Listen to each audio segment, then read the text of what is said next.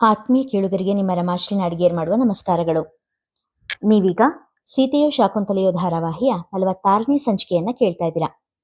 ಕಥೆ ಪ್ರಾರಂಭ ಮಾಡೋದಕ್ಕೂ ಮೊದಲು ಯಾರ್ಯಾರು ಇನ್ನೂ ಚಾನೆಲ್ನ ಸಬ್ಸ್ಕ್ರೈಬ್ ಮಾಡ್ಕೊಂಡಿಲ್ಲ ಅವರೆಲ್ಲ ದಯವಿಟ್ಟು ಚಾನೆಲ್ನ ಸಬ್ಸ್ಕ್ರೈಬ್ ಮಾಡ್ಕೊಳ್ಳಿ, ಕಥೆಯನ್ನ ಲೈಕ್ ಮಾಡಿ, ಶೇರ್ ಮಾಡಿ ಪ್ರೋತ್ಸಾಹಿಸಿ. ಈಗ ಕಥೆಯ ಮುಂದಿನ ಭಾಗಕ್ಕೆ ಹೋಗೋಣ. ಇದೇನೋ ಸಂಜು, ಇವತ್ತು ಆಫೀಸಿಗೆ ರಜಾನಾ? ಅಚ್ಚರಿಯಿಂದ ಕೇಳಿದರು ವಿಜಯಮ್ಮ. ರಜಾ ಹಾಕಿದ್ದೀನಿ, ಮುಗುಮ್ಮಾಗಿ ಉತ್ತರಿಸಿದ ಸಂಜೆ. ಓ, ಎಷ್ಟು ದಿನ ಹಾಕಿದೀಯಾ? 1 ವಾರ, ಸುಮ್ಮನೆ ಹೇಳಿದ ಸಂಜಯ್. ಅಯ್ಯ, ಈಗ ಯಾಕೋ ರಜಾ ಹಾಕಿದೆ? ನಾಳೆ ಸಂಕೇತನ ಮದುವೆ ಹೊತ್ತಿಗೆ ಹಾಕಿದ್ರೆ ಆಗ್ತಿತ್ತಪ್ಪ. ಆವಾಗ ಬೇಕಾದಷ್ಟು ಕೆಲಸ ಇರ್ತಿತ್ತು, ರಜಾ ಹಾಕಿದ್ದಕ್ಕೂ ಸಾರ್ಥಕ ಆಗ್ತಿತ್ತು. ವಿಜಯಮ್ಮನ ಮಾತಿಗೆ ಉತ್ತರ ನೀಡದೆ ಸೀದಾ ಕೋಣೆಯೊಳಗೆ ನಡೆದ ಸಂಜಯ್ ಕಣ್ಣು ಮುಚ್ಚಿ ಮಲಗುವ ವ್ಯರ್ಥ ಪ್ರಯತ್ನ ನಡೆಸಿದ. ಏನಂತೆ ನಿನ್ ಮಗಂದು? ಸಾರಿಕಾ ಫೋನಿನಲ್ಲಿಯೇ ತವರಿನ ಎಲ್ಲಾ ವಿಷಯ ತಿಳಿದುಕೊಳ್ಳುತ್ತಿದ್ದಳು. ಅದೇನೋಪ್ಪ, 3 ದಿನದಿಂದ ಮನೇಲೇ ಇದ್ದಾನೆ, ಕೇಳಿದ್ರೆ 1 ವಾರ ರಜಾ ಹಾಕಿದ್ದೀನಿ ಇಂದ. ವಿಜಯಮ್ಮ ವರದಿ ಒಪ್ಪಿಸುತ್ತಿದ್ದರು. ರಜಾ ಹಾಕಿಲ್ಲ, ಬಲವಂತವಾಗಿ ಅವರೇ ರಜಾ ಹಾಕ್ಸ್ ಕಳಿಸ್ಯಾರೆ. ಕೆಲಸದಿಂದಾನೇ ತೆಗಿಯೋ ಮಾತು ಕೂಡ ನಗಿದೆಯಂತೆ ಆಫೀಸಲ್ಲಿ, ದೊಡ್ಡ ಗುಟ್ಟು ಹೇಳಿದಳು ಸಾರಿಕಾ. ಅಯ್ಯಯ್ಯೋ, ಹೌದೇನೆ? ಇದೇನ್ ಮಾಡ್ಕೊಂಡ ಇವನು? ಇದೆಲ್ಲ ನಿಂಗೆ ಹೆಂಗ್ ಗೊತ್ತಾಯ್ತೆ? ತುಸು ಬೇಸರ, ತುಸು ಕುತೂಹಲ ಬೆರೆಸಿ ಕೇಳಿದರು ವಿಜಯಮ್ಮ. ಅಯ್ಯ, ನಂಗೆ ಅದೆಲ್ಲ ಗೊತ್ತಾಗುತ್ತೆ, ಸುಮ್ನಿರಮ್ಮ. ನಾನು ಕೂತಲ್ಲೇ ಎಲ್ಲಾ ಸದ್ದಿನೂ ತಿಳ್ಕೊತೀನಿ ನಾನು. ವಿಷಯ ತಿಳಿದ ಬಗೆಯ ಗುಡ್ಡನ್ನು ಮಾತ್ರ ಬಿಟ್ಟು ಕೊಡಲಿಲ್ಲ. ಇನ್ನೇನ್ ಗತಿಯಪ್ಪ? ಚಿಂತೆಯಿಂದ ಹೇಳಿದರು ವಿಜಯಮ್ಮ. ಅಯ್ಯ, ನೀನ್ ಯಾಕಷ್ಟು ಚಿಂತೆ ಮಾಡ್ತೀಯಾ? ಈಗೇನು ಅವನ್ ದುಡಿಮೆಯಿಂದನೇ ಮನೆ ನಡಬೇಕಾಗಿಲ್ವಲ್ಲ? ಸಂಕೇತ, ಸಾನು ಇಬ್ರು ಕೈ ತುಂಬ ದುಡಿತಾ ಇರ್ತಾನೆ, ಮತ್ತ್ಯಾಕ್ ನಿಂಗೆ ಯೋಚನೆ? ಉಡಾಫೆಯಿಂದ ಹೇಳಿದವಳಿಗೆ ತಮ್ಮನ ಮನದ ನೆಮ್ಮದಿಯ ಬಗ್ಗೆ ಕಿಂಚಿತ್ತೂ ಯೋಚನೆ ಇಲ್ಲ. ಅವರಿಬ್ರು ಎಷ್ಟು ದುಡಿದ್ರೇನು, ಇಬ್ರು ತಮ್ಮ ಪಾಲಿನ ಹಣ ಬಿಟ್ಟು 10 ಪೈಸಾ ಕೂಡ ಹೆಚ್ಚಿಗೆ ಬಿಚ್ಚೋದಿಲ್ಲ. ಇವನ್ ಹಂಗಲ್ಲ, ಏನ್ ಕೇಳಿದ್ರು ಎಷ್ಟು ಕೇಳಿದ್ರು ಇಲ್ಲ ಅನ್ನಲ್ಲ. ಇನ್ನು ನಿನ್ ಬಾಣಂತನ, ಸಾನು ಮದ್ವೆ ಇದೆಲ್ಲ ನಾನು ನಿಭಾಯಿಸ್ಬೇಕಲ್ಲ. ಇವನ್ ದುಡ್ಡಿಲ್ದೆ ಹೆಂಗ್ ನಿಭಾಯಿಸೋದು? ವಿಜಯಮ್ಮನಿಗೆ ತಮ್ಮ ಕಿಟಿ ಪಾರ್ಟಿ, ಮಹಿಳಾ ಸಮಾಜದ ತಿರುಗಾಟ, ದುಬಾರಿ ಸೀರೆ ಒಡವೆಗಳ ಬಗ್ಗೆ ಯೋಚನೆ.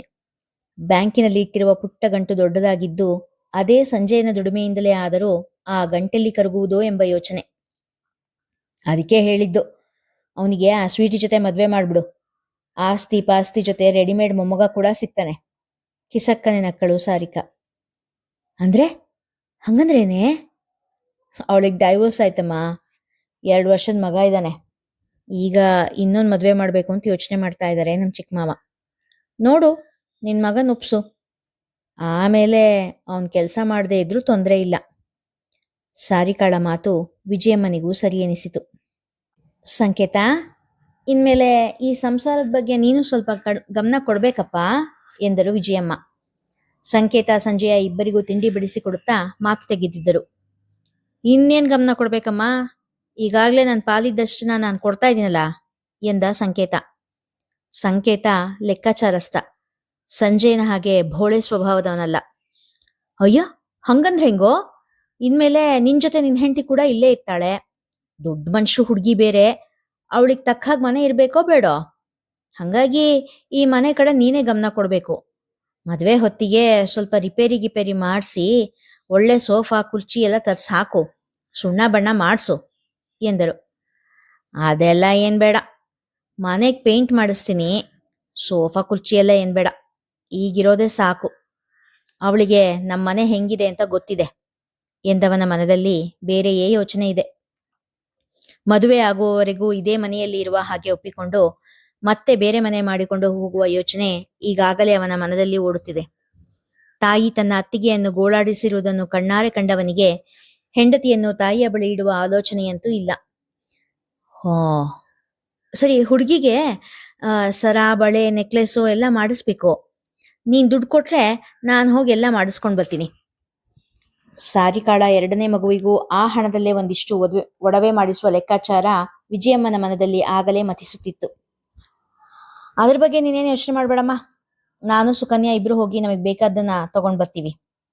ಸಂಕೇತ ಕಡ್ಡಿ ಮುರಿದಂತೆ ಹೇಳಿದ. ನಿಮ್ಗೆ ಅದೆಲ್ಲ ಏನ್ ಗೊತ್ತಾಗುತ್ತೋ? ಯಾವ್ದು ಒಳ್ಳೆ ಚಿನ್ನ, ಗಟ್ಟಿಯಾಗಿ ಒಡವೆ ಮಾಡಿದಾರೋ ಇಲ್ಲೋ ಅಂತ ನಿಮಗೆ ಗೊತ್ತಾಗಲ್ಲ. ನಾನು ನಮ್ಮ ಆಚಾರ್ಯ ಹತ್ರನೇ ಮಾಡಿಸ್ತೀನಿ. ಗಟ್ಟು ಮುಟ್ಟಾಗಿ 20 ವರ್ಷ ಆದ್ರೂ ಏನೂ ಆಗ್ಬಾರ್ದು ಆ ತರ ಮಾಡ್ಕೊಡ್ತಾನೆ ಎಂದರು ವಿಜಯಮ್ಮ. ಅಮ್ಮ, ಸುಕನ್ಯಾ ಅವ್ರು ತಗೊಂಡಿರೋಷ್ಟು ಚಿನ್ನನ ನೀನ್ ನೋಡಿರೋದಕ್ಕೂ ಸಾಧ್ಯ ಇಲ್ಲ. ಅವ್ರಿಗೆ ಅನುಭವ ಇಲ್ಲ ಅಂತೀಯಲ್ಲ. ನಿಂಗ ಆ ಯೋಚನೆ ಎಲ್ಲ ಏನ್ ಬೇಡ, ಅದನ್ನ ನಾವು ನೋಡ್ಕೋತೀವಿ. ಸ್ವರದಲ್ಲಿ ತುಸು ವ್ಯಂಗ್ಯವೂ ಇತ್ತು. ತಾಯಿಗೆ ತನ್ನ ಹೆಣ್ಣು ಮಕ್ಕಳ ಕಡೆ ಹೆಚ್ಚು ಒಲವಿರುವುದನ್ನು ಬಲ್ಲ ಅವನು. ಈ ಒಡವೆ ಮಾಡಿಸುವ ನೆಪದಲ್ಲಿ ಸಾರಿಕಾ ಸಾನ್ನಿಧ್ಯಳಿಗೂ ಸ್ವಲ್ಪವಾದರೂ ಚಿನ್ನ ಮಾಡಿಸುವ ಇರಾದೆ ಅವರದ್ದು ಎಂಬುದನ್ನು ಅಂದಾಜಿಸಬಲ್ಲವನಾಗಿದ್ದ. ಎಲ್ಲ ನೀವೇ ಮಾಡ್ಕೊಳ್ಳೋದಾದ್ರೆ ಹಿರಿಯರಾಗಿ ನಾವಿರೋದೇನಕ್ಕೆ? ಜೋರು ಮಾಡಿದರು ವಿಜಯಮ್ಮ. ಅಕ್ಷತೆ ಹಾಗೆ ಆಶೀರ್ವಾದ ಮಾಡೋದಕ್ಕೆ, ಕೂಲಾಗಿ ಹೇಳಿ ತಿಂಡಿ ತಿಂದು ಮುಗಿದಿದ್ದರಿಂದ ಕೈ ತೊಳೆಯಲು ಹೋದ ಸಂಕೇತ.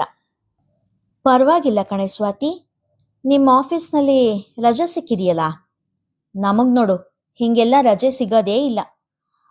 ಅದಕ್ಕೆ ನೋಡು ನಾವು ಮನೆ ಬಿಟ್ಟು ಎಲ್ಲೂ ಹೋಗೋದಕ್ಕಾಗೋದಿಲ್ಲ.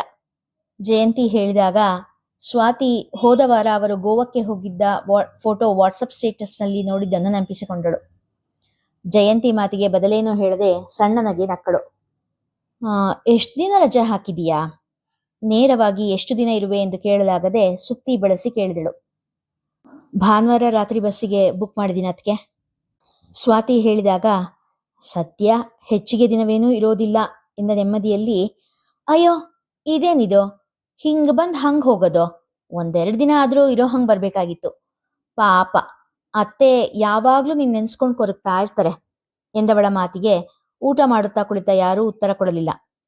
ಇನ್ನೊಂದ್ಸರಿ ಬರ್ಬೇಕಾದ್ರೆ 2 ದಿನ ರಜೆ ಹಾಕೇನೆ ಬಾ ಎನ್ನುತ್ತಾ ಉಪಚಾರದ ಮಾತನ್ನಾಡಿ ಕೈ ತೊಳೆಯಲು ಹೋದಳು.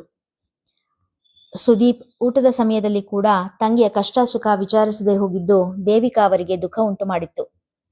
ಜಯಂತಿಯಲ್ಲಿಂದ ಎದ್ದು ಹೋದ ಮೇಲೆ, ದೀಪು, ಸ್ವಾತಿಗಲ್ ಸ್ವಲ್ಪ ತೊಂದರೆ ಆಗಿದೆ ಕಣೋ, ಸ್ವಲ್ಪ ದಿನಗಳ ಮಟ್ಟಿಗೆ ಅವಳು ಇಲ್ಲೇ ಇರ್ಲಿ, ಸಣ್ಣ ದನಿಯಲ್ಲೇ ಹೇಳಿದರು. ಟಿಕೆಟ್ ಬುಕ್ ಆಗಿದೆ ಸ್ವಾತಿ, ನಾಳೆ 8 ಗಂಟೆಗೆ ಮನೆ ಬಿಡಬೇಕು ಎಂದಷ್ಟೇ ಹೇಳಿ ಸುದೀಪ ಕೂಡ ಕೈ ತೊಳೆಯಲು ಹೋದ. ಈ ಚಂದಕ್ಕೆ ಗಂಡು ಮಕ್ಕಳು ಅಂತ ಬಡ್ಕೊಳ್ಳೋದು ನಾವು ಎಂದರು ದೇವಿಕಾ. ಸುದೀಪ ಅವರ ಮಾತನ್ನು ಕೇಳಿಸಿದರೂ ಕೇಳಿಸಿದವನಂತೆ ತನ್ನ ಕೋಣೆಯ ಕಡೆಗೆ ನಡೆದ. ಸ್ವಾತಿ ಆರಾಮಾಗಿ ಊಟ ಮುಂದುವರಿಸಿದರೆ ದೇವಿಕಾರ ಕೈ ಆಗಾಗ್ಗೆ ಕೆನ್ನೆಯ ಮೇಲೆ ಆಡುತ್ತಾ ಹರಿಯುತ್ತಿದ್ದ ಕಣ್ಣೀರನ್ನು ಒರೆಸುತ್ತಿತ್ತು. ಅಮ್ಮ, ಅಣ್ಣಂಗೆ ಎಲ್ಲ ವಿಷಯ ಗೊತ್ತಿದೆ. ಅವನು ನಿಮಗೆ ಯಾರಿಗೂ ಗೊತ್ತಾಗದೇ ಇರೋ ಹಾಗೆ ನನಗೆ ಸಹಾಯ ಕೂಡ ಮಾಡ್ತಾ ಇದ್ದಾನೆ. ಮನೇಲಿ ಜಗಳ ಬೇಡ ಅಂತ ಏನೂ ಬಾಯ್ಬಿಟ್ಟು ಹೇಳೋದಿಲ್ಲ ಅಷ್ಟೇ. ರಾತ್ರಿ ಮಲಗಲು ಬಂದ ದೇವಿಕಾಳಿಗೆ ಹೇಳಿದಳು ಸ್ವಾತಿ. ನಾನು ಈಗ ಊರಿಗೆ ಬರೋ ಯೋಚನೆನೇ ಮಾಡಿರ್ಲಿಲ್ಲ ಅಮ್ಮ. ಅಣ್ಣಂಗೆ ಎಲ್ಲ ವಿಷಯ ಗೊತ್ತಾಗಿ ಫೋನ್ ಮಾಡಿ ಬರೋದಕ್ಕೆ ಹೇಳ್ದ. ನಿನ್ನ ಹತ್ರ ಮಾತಾಡಿದ್ರೆ ಸ್ವಲ್ಪ ಸಮಾಧಾನ ಆಗುತ್ತೆ ಅಂತ. ಅವನಿಗೆ ಅಲ್ಲಿ ನಡೆದಿದ್ದೆಲ್ಲ ಗೊತ್ತಿದೆ. ಅವನ ಬೆಂಬಲ ಇರೋದಕ್ಕೆ ನಾನು ಇಷ್ಟು ನೆಮ್ಮದಿಯಾಗಿರೋದು. ನೀನು ಸುಮ್ಮನೆ ಅಣ್ಣಂಗೆ ಬೈಬೇಡ ಎಂದಳು. ಸ್ವಾತಿಯ ಮಾತು ದೇವಿಕಾರ ಮನಸ್ಸಿಗೆ ನೆಮ್ಮದಿ ಕೊಟ್ಟಿತು. ಏನ್ರಿ, ಆ ಹುಡುಗಿ ಸ್ವಾತಿಗೆ ಮನೆ ನೋಡಿ ಅಂತ ಹೇಳಿದ್ನಲ್ಲ, ಯಾವ್ದಾದ್ರೂ ಮನೆ ಸಿಕ್ತಾ? ಸ್ವಾತಿಯ ಗೆಳತಿ ರೀಮಾಳ ಅತ್ತೆ ನೀಲಾ ಗುರುರಾಜ್ ಅವರಿಗೆ ಕೇಳಿದಾಗ ಗುರುರಾಜ್ ಅಡ್ಡಡ್ಡ ತಲೆ ಆಡಿಸಿದರು. ಅಷ್ಟೆಲ್ಲ ಕಂಡೀಷನ್ ಹಾಕಿದೆಯಲ್ಲ, ಒಂದ್ಸರಿ ಹೋದ್ರೆ ಇನ್ನೊಂದ್ಸರಿ ಹೋಗಲ್ಲ. ಗಂಡನ ಮಾತು ಕೇಳಿ ನೀಲಾ ಚಿಂತೆಗೆ ಬಿದ್ದರು. ಏನ್ ಮಾಡೋದು ಪಾಪ, ಹುಡುಗಿ ಇನ್ನೂ ಎಷ್ಟು ಕಷ್ಟಪಡ್ಬೇಕಾಗುತ್ತೋ ಏನೋ. ಬೇಸರದಿಂದ ಹೇಳಿದಾಗ, ಅತ್ತೆ ಚಿಂತೆ ಮಾಡಬೇಡಿ, ಮನೆ ಸಿಗುತ್ತೆ. ಅಕಸ್ಮಾತ್ ಸಿಗದೆ ಇದ್ರೆ ನಮ್ಮ ಮನೇಲೆ 1-2 ದಿನ ಇರ್ಬೋದು ಬಿಡಿ ಎಂದ ರೀಮಾಳ ಕಡೆ ನೋಡಿದ ನೀಲಾ, ಹೌದಲ್ಲೇ ರೀಮಾ, ಹೆಂಗಿದ್ರು ನಮ್ಮ ಮೇಲ್ಗಡೆ ಮನೆ ಖಾಲಿ ಇದೆ, ಅಲ್ಲೇ ಇರ್ಬೋದು ಬೇಕಾದ್ರೆ ಎಂದರು. ಅಯ್ಯೋ, ತೀರಾ ಚಿಕ್ಕ ರೂಮಲ್ಲೇನೆ ಅದು, ಮಗು ಜೊತೆ ಇರಕ್ಕಾಗುತ್ತಾ? ಗುರುರಾಜ್ ಸಂಶಯ ವ್ಯಕ್ತಪಡಿಸಿದರು. ಏನೂ ಇಲ್ಲದೆ ಇರೋದಕ್ಕಿಂತ ಅದು ವಾಸಿ ಅಲ್ವಾ ಮಾವ, ನೋಡೋಣ, ಅವಳು ಬರಲಿ, ಅಷ್ಟ್ರೊಳಗೆ ಮನೆ ಸಿಗದೆ ಇದ್ರೆ ಅಲ್ಲೇ ಇರ್ಲಿ ರೀಮಾ ಹೇಳಿದಾಗ ಗುರುರಾಜ್ ಅವರು ಕೂಡ ತಲೆ ಆಡಿಸಿದರು. 1-2 ಕಡೆ ಕೆಲಸ ಏನೋ ಖಾಲಿ ಇದೆ ಸ್ವಾತಿ, ಆದ್ರೆ ಮನೆ ಮಾತ್ರ ಸರಿಯಾದ ಸಿಗ್ತಾ ಇಲ್ಲ ಕಣೆ. ರೀಮಾ ಫೋನ್ ಮಾಡಿ ಇರುವ ವಿಷಯ ತಿಳಿಸಿದಳು. ಏನ್ ಮಾಡೋದೆ, ಮಗು ಜೊತೆ PGಲ್ ಕೂಡ ಇರೋದಕ್ಕಾಗಲ್ಲ, ಇನ್ನು 2 ವಾರ ಮಾತ್ರ ಟೈಮ್ ಇರೋದು, ಚಿಂತೆಯಿಂದ ನುಡಿದಳು ಸ್ವಾತಿ. ಏನಾದ್ರೂ ವ್ಯವಸ್ಥೆ ಆಗುತ್ತೆ, ಯೋಚನೆ ಮಾಡಬೇಡ. ನೀನ್ ಯಾವಾಗ ಬರೋದು ಕೇಳಿದಳು ರೀಮಾ. ಇವತ್ತು ಇಲ್ಲಿ ಊರ್ ಹಬ್ಬ ಇದೆ, ಕಬ್ಬಾಳಮ್ಮನ ಜಾತ್ರೆಗೆ ಹೋಗಿ ಇವತ್ತು ರಾತ್ರಿ ಬಸ್ಸಿಗೆ ಹೊರಡ್ತೀನಿ ಎಂದಳು ಸ್ವಾತಿ. ಇನ್ನೊಂದೆರಡು ದಿನ ಇದ್ದು ಬರ್ಬೋದಾಗಿತ್ತಲ್ಲ ಸ್ವಾತಿ. ಅಮ್ಮನ ಜೊತೆ ಇದ್ರೆ ಸ್ವಲ್ಪ ನೆಮ್ಮದಿ. ಸಿರಿಗೆ 1-2 ದಿನ ಶಾಲೆ ತಪ್ಪಿದ್ರೆ ಏನೂ ನಷ್ಟ ಇಲ್ಲ ಎಂದಳು ರೀಮಾ. ಗೆಳತಿಯ ಮುಂದೆ ತವರನ್ನು ಬಿಟ್ಟುಕೊಡಲು ಆಗದೆ, ವಹಿಸಿಕೊಳ್ಳಲು ಆಗದೆ ಮೌನವಾಗಿಯೇ ಉಳಿದಳು ಸ್ವಾತಿ. ಹೋಗ್ಲಿ ಬಿಡು, ನಾಳೆ ಬಂದ ಮೇಲೆ ಕಾಲ್ ಮಾಡು ಎಂದ ರೀಮಾ ಕರೆ ಕತ್ತರಿಸಿದಳು. ಸಂಜು, ಅದ್ಯಾಕೋ ಹಂಗೆ 3 ಹೊತ್ತು ಮಲಗಿರ್ತೀಯಾ? ಒಳ್ಳೆದಲ್ಲ ಅದು. ಬಾ ಹೊರಗೆ. ಎಂಥ ಸೋಂಬೇರಿತನ, ಗದರಿದರು ವಿಜಯಮ್ಮ. ಬಲವಂತದಿಂದಲೇ ಹೊರಗೆ ಬಂದು ಕುಳಿತ ಸಂಜು. ಇನ್ನೂ ಎಷ್ಟು ದಿನ ಹಿಂಗಿರ್ತೀಯೋ ಸಂಜು? ಅವನ ಕೈಗೆ ಕಾಫಿ ಕಪ್ ಕೊಡುತ್ತಾ ಮಮತೆಯಿಂದ ಹೇಳಿದರು. 1 ವಾರ ಅಷ್ಟೇಮ್ಮ, ಆಮೇಲೆ ಆಫೀಸ್ ಇರುತ್ತಲ್ಲ, ಆಗ ಹೀಗೆಲ್ಲಿ ಮಲ್ಗಕ್ಕಾಗುತ್ತೆ ಹೇಳು, ಕಾಫಿ ಕುಟಕರಿಸುತ್ತಾ ಹೇಳಿದ. ನಾನು ಹೇಳಿದ್ದು ಆಫೀಸ್ ಬಗ್ಗೆ ಅಲ್ಲ ಕಣೋ ಎಂದವರು ಕ್ಷಣ ಬಿಟ್ಟು, ಇನ್ನೆಷ್ಟು ದಿನ ಹಿಂಗೆ ಉಬ್ಬಂಟಿಯಾಗಿರ್ತೀಯ ಹೇಳು? ಒಂದು ಮದುವೆ ಆಗ್ಬಿಡು. ಸ್ವೀಟಿಯ ವಿಷಯಕ್ಕೆ ಪೀಟಿಕೆ ಹಾಕತೊಡಗಿದರು. 1 ಮದುವೆ ಆಗಿದ್ದೀನಲ್ಲಮ್ಮ, ನಗುತ್ತಲೇ ಉತ್ತರಿಸಿದ ಸಂಜಯ್. ಆಗಿದ್ರು ಹೆಂಡತಿ ಜೊತೆಲಿ ಇಲ್ವಲ್ಲಪ್ಪ. ಮನೆ ಹಳಿ, ಅದ್ಯಾವನ ಜೊತೆ ಓಡ್ ಹೋದ್ಲೋ, ನೆಟಿಕೆ ಮುರಿಯುತ್ತಾ ಹೇಳಿದರು ವಿಜಯಮ್ಮ. ಅಮ್ಮ, ನೋವಿನಿಂದ ಕಿರುಚಿದ್ದ. ಸ್ವಾತಿ ಬಗ್ಗೆ ಹಾಗೆಲ್ಲ ಕೆಟ್ಟ ಮಾತಾಡ್ಬೇಡಮ್ಮ. ಅವಳು ಹೆಂಗೆ ಅಂತ ನನಗೆ ಗೊತ್ತು. ಏನು ಗೊತ್ತಿರೋದು ನಿಂಗೆ ಮಣ್ಣು? 2 ವರ್ಷದ ಮೇಲಾಯ್ತು. ಅವಳು ಎಲ್ಲಿದ್ದಾಳೆ ಅಂತ ಏನಾದರೂ ಗೊತ್ತಿದೆಯಾ ನಿಂಗೆ? ಈ ಕಡೆ ಗಂಡನ ಮನೆಯಲ್ಲೂ ಇಲ್ಲ, ಆ ಕಡೆ ತವ್ರ ಮನೆಯಲ್ಲೂ ಇಲ್ಲ. ಏನಿದ್ರರ್ಥ? ಒಂಟಿ ಹೆಂಗಸು ಚಿಕ್ಕ ಮಗು ಜೊತೆ ಒಬ್ಳೇ ಇರೋಕ್ಕಾಗತ್ತಾ? ಅಷ್ಟು ಧೈರ್ಯ ಆಗಲಿ ದುಡ್ಡಾಗ್ಲಿ ತಾವಳ ಹತ್ರ ಯಾರ ಬೆಂಬಲನೂ ಇಲ್ಲದೆ ಹಾಗೆಲ್ಲ ಮನೆ ಬಿಟ್ಟು ಹೋಗಿ ಬದುಕಕ್ಕಾಗತ್ತಾ? ಒಂದೋ ಅವಳು ಈ ಲೋಕದಲ್ಲೇ ಇರಲ್ಲ, ಅಥವಾ 3 ಬಿಟ್ಟು ಇನ್ಯಾವನ ಜೊತೆಲೋ ಹೋಗಿರ್ತಾಳೆ. ವಿಜಯಮ್ಮನ ಕಟು ನುಡಿ ಕೇಳಲು ಆಗದೆ ಅಲ್ಲಿಂದ ಎದ್ದು ಹೊರಟ.